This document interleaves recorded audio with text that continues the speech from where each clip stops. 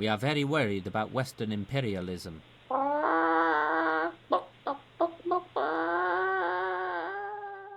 Rogue State is a turn-based strategy, simulation and management game with some roguelite and point-and-click elements. It was developed and published in 2015 by a small indie studio called Little Red Dog Games. This game takes place in a fictional Middle Eastern country called Basinji, which has just undergone a successful revolution, with you being selected by the Revolutionary Council to be the head of the transitional government. The core gameplay of Rogue State is managing the various groups in your country and their approval of your government, your relationship with bordering nations, as well as the international community, and your country's statistics, which can be rather difficult. Let us begin, as always, with gameplay. When you start the game, you have to appoint your first 4 ministers. There are 5 ministerial positions, so you'll have to leave 1 unfilled. And one of your ministers is your brother, who is against you in every way possible. So the ministry you put him in charge of will only give you demerits instead of positives like your other ministers. Ministers have loyalty, and the more loyal they are, the more benefits they give. If a loyal minister turns disloyal, then their benefits will turn into negatives, whereas your brother will only ever provide negatives in his position. You also have the opportunity to choose your gender. You can be a female or male protagonist. You cannot choose your protagonist's first name, but you can choose your second name, which is your family name. Your brother will also share that name. Playing as each gender doesn't seem to have much of a change in the actual game outside of a certain perk, which gives you a slight boost to relationships when interacting with leaders and foreign diplomats of the opposite gender. Once you finish selecting your ministers, you enter into the main part of the game. That being your presidential palace. This is where most of the game is played from and where most of the screens in the game can be connected from. It essentially acts as like a hub. Your ministerial aide will come in and offer to give you a tutorial. You can choose to do this or simply say no. If you go through the tutorial, the game will introduce you to the mechanics and teach you a little bit of how the game is supposed to be played. Personally, as I've played the game quite extensively, I've never really bothered with the tutorial outside of the first time I played. Then you'll receive a phone call from one of the neighbouring countries where they congratulate you for taking power and imply that they are the ones that helped you seize power from the previous government. And that's it for the intro. You're now thrust into the game and have to either learn the mechanics or die. And there are quite a few ways to die in this game. First of all, let's look at the UI. At the bottom of the screen you have your money and income, represented in millions. Then you have the loyalty of the military, then your popularity amongst the general population, with the general population being divided into 4 groups: patriots, capitalists, fundamentalists, and liberals. At the top of the screen you have quick select buttons for the options you can perform. For example, the first button goes to your policy screen, the second button goes to your treasury and tax rate, the third button takes you to your parliamentary screen where you can view Parliament and their opinion of you, as well as your ministers. Fourth button lets you call in your advisor and ask him for various things, such as how you're polling and other things. He doesn't provide much help outside of being more of a tutorial option. Then fifth, we have the option to build buildings and infrastructure. Sixth, the option of phone. Use the phone to call other countries, as well as the American ambassador, who you can arrange a meeting with. Seventh is just an overview of your neighbouring countries and their relationships with each other and yourself. Eighth is the newspaper, which usually just talks about the things you've done previously, as well as keeps a track of the amount of people in your country which belong to each of the political groups. 9 is your unlockables. As you play the game and complete the game, you will unlock points which you can use to buy permanent upgrades and new scenarios in the unlockable screen. 10th is an encyclopedia, which just lists information about your country and your neighbouring countries. And then the 11th button will take you to the second room. In the second room, you have more of an intelligence and military focused options. You can talk to your general and get a view of the armed forces opinion of you, as well as information about neighbouring countries if you have that information. Second, you can view any information you have about rival countries' leaders, as well as the foreign ambassador from America. If you have learned any blackmail material from them, they'll be contained here. Also, their political views, if you've learned them, are contained here, which makes it easier to negotiate with them. Third, you can view your army and armed forces and hire new ones. Fourth, you get to view the map and where your troops are deployed around your territory. Fifth, we have the option to carry out special projects. Each of these have benefits, which I'll talk about them a little later. Sixth, we have the WMD screen. Here you can launch nukes if you have one, and that's it. Those are all the buttons in the game, essentially, outside of the button in the corner, which allows you to end your turn. Let's talk about policies. At the bottom of the screen, you can see some green and yellow status effects for your country, those being labour rights, crime, job, GDP, support, and corruption. Each of the policies has an effect on these stats, and the green ones it's usually better to have them in green than yellow, and much better than red. And as you can see, each of the policies causes these to go up and down. So it's kind of a balancing act where you try to fund the policies that kind of bring up these stats and avoid as much as possible bringing them down. But there's also another thing taken into account, that being the population themselves have different opinions of each of these policies. So it can be quite a balancing act where you're trying to strengthen the country and increase your stats into the green, while at the same time the population might not like the policies you bring in that increase those stats. For example, capitalists are very much against any sort of labour rights and any sort of rights that are given to employees and the workers, whereas liberals are very against capital punishment and the police and the judicial system. Whereas patriots are very much in favour of capital punishment and the judiciary system. So you have to try and balance each of these things while not upsetting the people within your country too much. Next, we have the tax screen. This one's pretty simple. You can choose to increase or decrease your tax rate. Other than that, if you've built an intelligence service, you can see how much you're investing into it and change that. Those are the only two things you can change on this screen.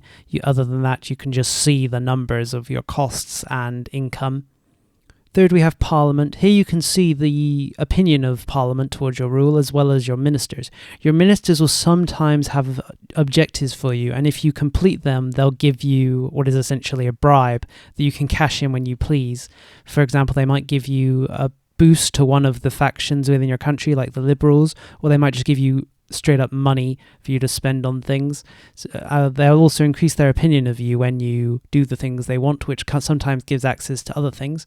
On the second screen, we can see if the popularity of Parliament reaches 100, any more points of popularity gained are pooled into a sort of cash, which you can spend on some bonuses. These mainly increase your opinion with one segment of your society and sometimes foreign countries, or the max one at the bottom allows you to simply buy a tank that you can field in your country. Next, let's talk about buildings. This will be what you spend the majority of your treasury on. When you start, you have one building tree, that being the reconstruction tree. Once you finish that, you unlock 3 more trees, one that deals with military and espionage, one that deals with economics and trade, and one that deals with domestic affairs, like building infrastructure, like hospitals, universities, that sort of things. All buildings provide some benefit. Usually it tells you straight up what they do. For example, building hospitals increases the opinion of liberals, building universities increases the opinion of liberals, but building religious schools increases the opinion of fundamentalists, and building various capital-based buildings and trading buildings increases the opinion of capitalists and sometimes boosts your stats like GDP. Some buildings, though, have effects in events. For example, if you build the nature reserve and there is an event where a certain animal is going extinct or is becoming endangered, you can utilize that nature reserve to preserve the species, which gives all around bonuses. It's hard to know which set of buildings is the best kind because the game is randomized, so a lot of the time what buildings you want to build will be based around the current situation you're in and what problems you're dealing with. Next, let's move on to the phone. Here you can phone the heads of state of your neighbouring countries and talk with them. You can discuss various issues and try and increase their opinion of you by talking about things that they maybe like. But because you don't know what they like unless you've committed espionage on them and discovered their opinions, it can be quite hard to try and influence them in this way. You can also trade goods. You can buy their goods or you can sell them yours. If they have a positive opinion of you, they'll reduce the price for you to purchase their goods and pay more for your goods, whereas if they have a negative opinion of you, they'll do the opposite. Since I mentioned trade goods, let's talk about them a little. If you have a certain amount of certain trade goods, then they provide passive bonuses. Outside of that, they don't seem to do anything. To give you an idea of some of the passive benefits, if you have oil in your country or being supplied to it, then America's opinion of you will increase every turn, and you'll gain a little extra money because it's implied you're selling it to America. Whereas if you import movies to your country, liberals will be happy. Whereas if you export movies from your country, patriots will be happy, as they'll see it as you spreading your culture around. The final person you can call on the phone is the diplomat from America, or ambassador. When you call him, he'll arrive the next turn and you can talk to him directly. If you have a very positive opinion with America, then he can provide many bonuses. He can give you just lots of money, like 75 million. He can arrange a visit of America's president to your country, which provides benefits. He can provide military support. He can provide an opinion boost by talking about you and your government publicly. And if you dig up dirt on him, you can blackmail him again for money. So maintaining a good relationship with America is often beneficial. For the regional map, there's a few things we can do. We can see the status of countries' opinion of us and each other based on the lines and their colour. Green lines dictate a good opinion, yellow is neutral, while red is hostile. As countries' opinion of each other drops due to various events, they may go to war, and their opinion of you might also drop if you're friendly with the countries they're hostile with. So it can be kind of a juggling act, trying to not get involved in too many armed conflicts in the region. So we can do a few other things on that screen though. We can control immigration into the country by closing and opening the border. Usually there's not much reason to do this unless there's certain events that require you to close the border. We can also sell weapons and arms to neighbouring countries, but I think this only leads to bad outcomes, as other countries don't seem to like you selling arms to their neighbours. And finally, certain countries that have oil in, you can build a pipeline which costs money every turn, but once finished will provide income through the pipe. In the military room, we can do a few things. We can buy soldiers, as I've said previously, and we can move our soldiers around on the map. We can move them to the border of neighbouring countries or keep them inside Basinji's capital region. If you're at war with a country, you can actually move your soldiers across the border and attack their country. You can also carry out secret projects. There are a few of these. You can build nuclear weapons. You can do a moon landing. You can build a giant firewall between your country and the rest of the world, so keep your civilians blind and unaware of the world outside. You can train an assassin who you can send to assassinate the leaders of other countries, which can cause them to descend into civil war and no longer provide a threat to you. You can build a time machine which lets you go back a few turns if you make a mistake. And you can build a large dam, which if completed will provide large amounts of income to your country. And of course, as I mentioned, if you have a nuclear weapon in this screen, you can fire it at one of many cities around the world and get the nuclear ending. One other thing you can do that I forgot to mention is that you can transfer funds from the country into your personal account. Then, when the game ends, the money in your personal account will directly correlate to your score. Score then transfers into points, which you can buy the unlockables, which allow you to unlock new scenarios and some passive perks for your character, such as the ability to speak chicken language, which allows you to interact with chicken countries better. Overall, I find the gameplay quite enjoyable. It is largely about balancing the various aspects of your country and your people's popularity. I will say it does feel quite like being a politician, because there's not much reason for you to commit to one side or one ideology. Instead, it's better to balance everything and flip-flop on issues to keep everyone at least satisfied. Much like a real politician, there's no reason to really care about the impact of your decisions on a larger scale other than just keeping you alive and in power for the next few years. Every year you will be able to give a speech, which gives you an opportunity to earn some popularity with the public based on your performance. There are also disasters in the game. Around halfway through the game, around turn 30, the disaster will happen. These disasters are of multiple types, and there are multiple ways to deal with them. For example, you could have an economic crisis being triggered in America, like the Wall Street collapse. You could have a disease spreading that you need to contain. There can be a secession of a part of your country can trigger, which you have to deal with. There can be a terrorist movement trying to overthrow your government that you have to deal with. All of these crises have to be dealt in different ways. For example, in the disease disaster, you have to close your border with your neighbours for a few turns in order to halt the spread of the disease, as well as build hospitals and universities. Whereas the financial collapse disaster, you'll need to bail out various industries in your country or experience economic collapse. The final disaster in the game is kind of a spoiler, so I'll leave that for the story segment. So let's do just that and talk about this game's story and plot, although there isn't much of an overall story. As I said, there's no real story outside of the random events that happen and the disasters. But this game does have a few different endings. For example, if your relationship with America drops too low, they can invade. Or if your relationship with the UN drops too low, they too can call an invasion. You can, of course, as I mentioned, nuke another country, which triggers a nuclear apocalypse. Also, if your opinion of you in both the government and the public drops too low for too long, there will be a coup to remove you from power. But let's talk about the good ending where you survive, which will take you around 60 turns to reach. So this is your spoiler warning if you don't really want to know about the true ending, I suppose it is, because it's the ending where you and Basinji survive until the next age. Then stop watching here, I guess, or skip forward. As I said, this game doesn't have much of a story or plot, so I wouldn't really be worried about being spoiled on the ending, honestly. So the final disaster that happens is your brother will attempt to coup you towards the end of the game, or earlier if your government starts to fall apart. If he succeeds in his coup, you'll unironically survive. You'll just be exiled from the country that he'll rule. During his coup, the game changes a little, but not by much. You still have everything you need to manage, but now you have a coup meter in the corner of the screen that you need to keep an eye on.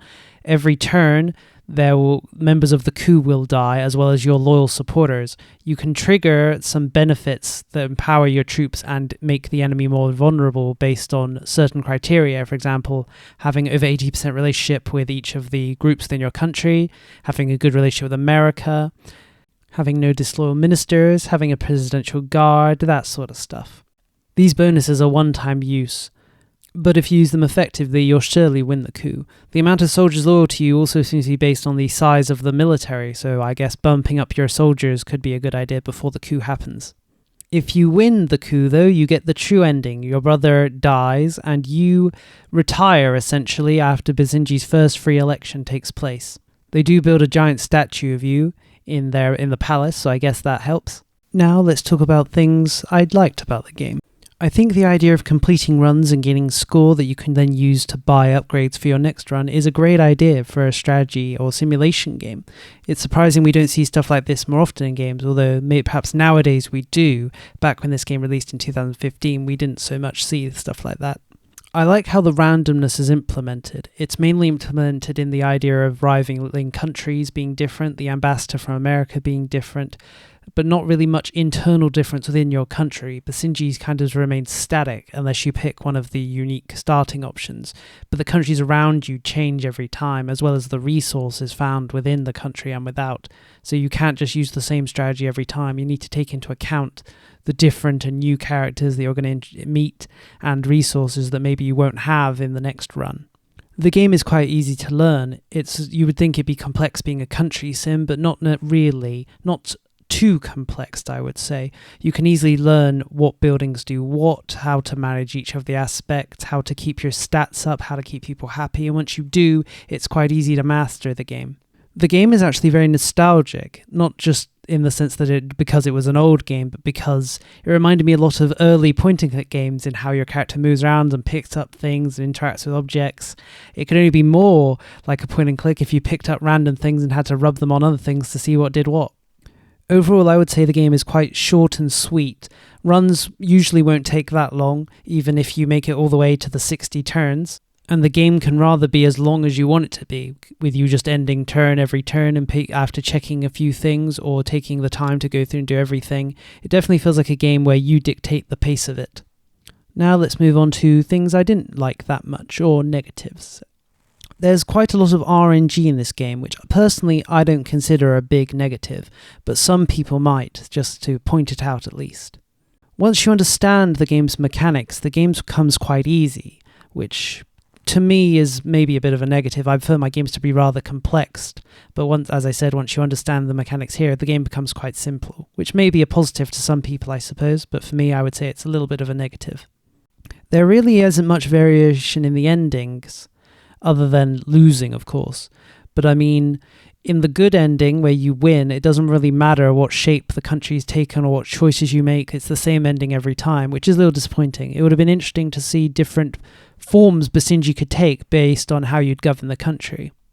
But I suppose you're not an absolute ruler, so you can't have that much impact on how the country's going to look after your transitional government term. While I think the scoring system's good, it does have one problem. Once you've bought all of the potential unlocks, score no longer serves a purpose. You can continue to accumulate it, but can't use it on anything. I would have liked to see some sort of passive score bonus that you could buy maybe each playthrough. Maybe you could just exchange score for currency or relationship or reputation, something minor that you can just continuously buy with score to give it some value, because at this point I have hundreds of score but I can't use it on anything because I've bought everything. Despite mastering the game, I would say, I still don't really understand how war works. Maybe it's the idea that war isn't really beneficial for Basinji in its state, so you can never really win no matter how hard you fight or how many troops you have, because Basinji can't really sustain an ongoing conflict just coming out of a civil war, which is understandable, but still I feel like there's something I'm not quite getting about it. But the game is entirely winnable without fighting. In fact, I think not fighting any wars and winning that way is the best way to play. Now for my final thoughts and verdict on the game. Overall, I think the game is worth playing if you're into simulation games. If you're interested in country managing games like me, I think this game has quite a lot to offer, though unfortunately it doesn't represent much on the side of various ideologies. You're pretty much committed to the ideology of survival in the game. But overall, it's a nice game and I enjoy playing it and 100%ing it, unlocking all the factions that you can start as, unlocking all of the upgrades as it were. Even if most of the upgrades aren't that beneficial, like being able to talk to chickens. The 15 or so hours I spent on the game is probably worth it based on the price, that being around £5.80 or $5 USD. The game unfortunately hasn't gone on sale in more than 3 years, the last sale being in 2022, so if you're looking for it to get it cheaper, you're unlikely to. This is also a Steam-only title, so if you wanted it elsewhere, unfortunately you won't be able to acquire it. When it did last go on sale, it was on sale for only £1, so if it ever goes on sale again, it should probably go around for that much. Unfortunately, I think the developer for this game may no longer exist. I can't really confirm either way after looking them up. It seems they've merged with some other company and they don't really have anything left talking about them or saying that they still exist, so who knows. Overall, I think the price is low enough that for how much that time I spent with the game, at least 15 hours, it's probably worth it, though it's a decision you yourself would need to make. If I compare it to Shrouded Isle, for example, the most recent simulator game I reviewed, I definitely think that game was overpriced for what it offered at full price, whereas this game I think is a lot more acceptable. Thank you for watching my video. It's much shorter than my previous video, and I'm not sure if that's a good or a bad thing. Have you played this game or have any thoughts on it? Don't hesitate to share them in the comments. I'd love to hear from you. Don't forget to dislike, subscribe and follow me on MySpace. Let's have some hints about the next video. It's going to be an XCOM-like game where you play as a group of humans that have come down from space to colonize Earth after an apocalypse, much to the local humans, mutants and aliens' displeasure. Alright, thank you again and see you next time.